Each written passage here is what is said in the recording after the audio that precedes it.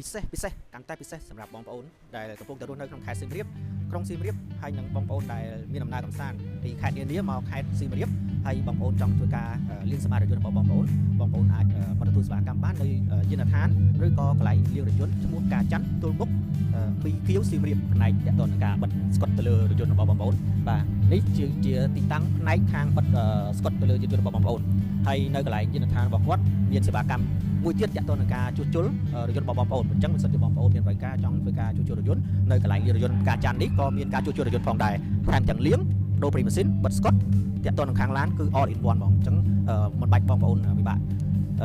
ចូលសេវាកម្មហើយត្រូវចេញពីសេវាកម្មមួយទៅកន្លែងមួយទៀតអញ្ចឹងចំណាយពេលអញ្ចឹងបងប្អូនមកតាការចាំងលាងរថយន្តនៅសៀមរាបនេះគឺ all in one តែម្ដងអូខេអរគុណបាទសម្រាប់ការថែទាំយានយន្តរបស់បងប្អូននៅកន្លែងលាងឡានការច័ន្ទលាងរថយន្តមានសេវាកម្មច្រើនដូចជាបងប្អូនអាចមើលបានមានលាងរថយន្តប៉ូលាបោកពុកស្ងួតថូតធីងលើទឹកថ្នាំស្កុតហើយនិងសម្រាប់មេរោគរថយន្តហើយ